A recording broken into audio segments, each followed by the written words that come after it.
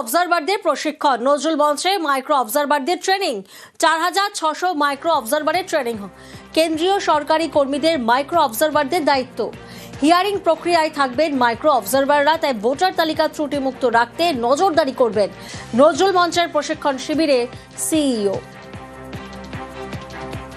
Micro অবজারভারদের প্রশিক্ষণ শুরু হয়েছে নজরুল মঞ্চে এবং আমরা দেখছি যে সেখানে সিইও রয়েছেন এবং অন্যান্য যারা নির্বাচন আধিকারিক এবং সুব্রত গুপ্ত সহ অন্যান্যরা রয়েছে। প্রায় 4500-এর বেশি, অর্থাৎ 4600 যে মাইক্রো অবজারভাররা বিভিন্ন জেলা থেকে এসছেন, একেবারে নদিয়া থেকে শুরু করে উত্তর চব্বিশ পরগনা, দক্ষিণ চব্বিশ পরগনা সহ সমস্ত জায়গায় শুরু করেছেন এবং তাদের যে প্রশিক্ষণ সেই প্রশিক্ষণ শুরু হয়েছে। এবং তাদের মূলত দুটো বিষয়, তাদের যে হেয়ারিং হবে সেই হেয়ারিংয়ে তাদের যেমন কাজ, তেমনি তাদের কাজ যে ফর্মগুলো জমা হবে সেগুলো খতিয়ে দেখা, তথ্য সেই তথ্যগুলো স্ক্রুটিনি করা, সেটাই তাদের কাজ। ক্যামেরা রাজীবের সঙ্গে বিশ্বজিৎ।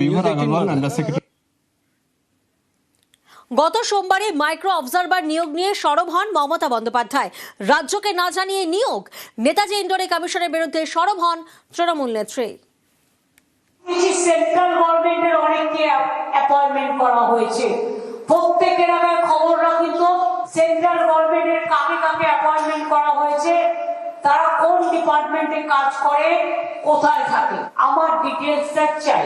এটা স্টেটকে জিজ্ঞেস করে করেনি, ইলেকশন কমিশন ইচ্ছে মতো করছে। স্টেটের অফিসারদের অবজারভার করছে স্টেটকে না জানিয়ে।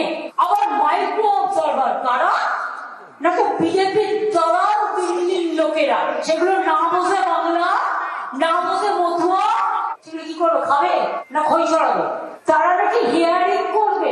হিয়ারিং না, ওদের হিয়ারিং দিয়ে দিনে করবে। তালিকায় নাম শুনানিতে ডাক। আতঙ্কে কাঁকসার 79 বছরের বৃদ্ধা। খসড়ায় নাম থাকলেও ডাক পুষ্পকেশকে। কাঁকসার মলানদিঘির স্থায়ী বাসিন্দা পুষ্পলতা। নোটিশ পাওয়ায় ক্ষোভ বাড়ছে পরিবারে। আমার তো নাম আছে, তবুও আমাকে ডেকেছে কেন কে জানে। আমার এই বয়সে আমি কি করে যাই? অথচ আপনাদের নাম রয়েছে সব ভোটার কার্ডে। আপনার ভয় লাগছে? হ্যাঁ, ভয় লাগছে। এত দূর যেতে হবে আবার? হ্যাঁ, এত দূর যেতে হবে। ড্রাফট লিস্টে সবারই নাম আসবে যারা ফর্ম জমা দিয়েছেন, কিন্তু হতে পারে যে 2002 লিস্টে ওনার যে নাম ছিল সেইটা উনি তখন কোনো ডকুমেন্ট দিতে পারেননি, ফলে ওনার নো ম্যাপিং হয়েছে। এই নো ম্যাপিং যাদের হয়েছে তাদেরকেই শুধুমাত্র আপাতত নোটিশ পাঠানো হয়েছে হিয়ারিংয়ে আসবার জন্য। আতঙ্কের ব্যাপার নেই, আমরা নিশ্চয়ই কমিশনের তরফ থেকে কোনো একটা এই ধরনের কেসগুলোর জন্য যারা একদম বেড রিডেন, অসুস্থ বা এরকম বয়স্ক, তাদের ক্ষেত্রে হিয়ারিং কিভাবে করা হবে তার কোনো একটা গাইডলাইন দেওয়া হবে, সেইভাবে আমরা পরবর্তী দিনে ব্যবস্থা নেব। আমি বিএলওকে প্রশ্ন করেছিলাম যে কেন এটা হলো, বললো এটা আমাদের কিছু করার নেই। নির্বাচন কমিশনের খামখেয়ালির জন্যে এরকম মানুষকে, এই 75-76 বছর মানুষকে যেতে হবে বিডিও অফিসে হিয়ারিংয়ের জন্য। এটা সত্যিই লজ্জার। কমিশন পুরোপুরি এই এসআইআর পদ্ধতি নিয়ে ব্যর্থ। এদের এগেনস্টে মামলা হওয়া উচিত। আমি বুঝতে পারছি নাই, ভোটার লিস্টে 2002 সালে ওর নাম আছে, সব কিছু ফর্ম ফিল আপ করে দেওয়া হয়েছে, তা সত্ত্বেও দেখছি নোটিশ এসছে। 29 তারিখে 3টের সময় যাওয়ার জন্য বলেছে, কিন্তু নিয়ে যাব কি করে? নিউরো পেশেন্ট, চলতে পারে না। এই বয়সে এই ঠান্ডায় যাওয়া খুব মুশকিল। বাধ্য হয়ে আমাদের দুজনকে আত্মহত্যার পথ বেছে নিতে হবে, তাছাড়া কোনো উপায় নাই। অন্যদিকে একটি বুথে 78টি নোটিশ, অর্থাৎ 78 ভোটারকে হিয়ারিং নোটিশ কমিশনের। খসড়ায় নাম থাকা সত্ত্বেও শুনানিতে ডাক। নোটিশ পাওয়ায় বিএলওকে ঘিরে বিক্ষোভ দেখানো হয়। পাঁশকুড়ার বিজয় রামচক এলাকায় রীতিমতো উত্তেজনা।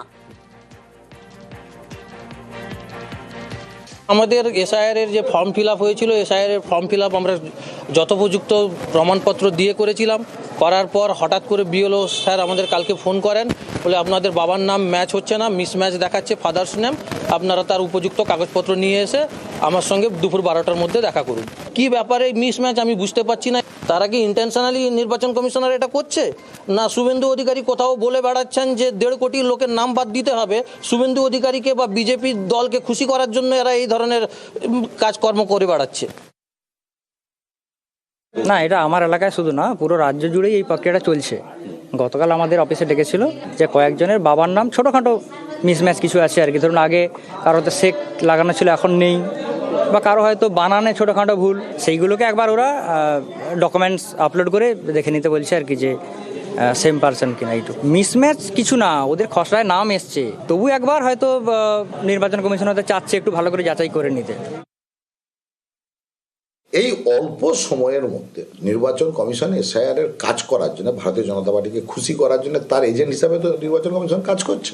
বিএলওরা সবাই লোকাল, যারা কাজ করছেন তারা জানেন কে কার ছেলে, কে কার বাড়ির স্ত্রী। যে বিভ্রান্তটা ছড়াচ্ছে তার বিরুদ্ধে মানুষের কোথাও কোথাও ক্ষোভ তৈরি হচ্ছে। আমরা সাধারণ মানুষের কাছে আবেদন করব, একজন বাংলার বৈধ ভোটারের নাম ভোটার লিস্ট থেকে বাদ যাবে না, তার জন্য সব রকম সহযোগিতা তৃণমূল কংগ্রেস করে।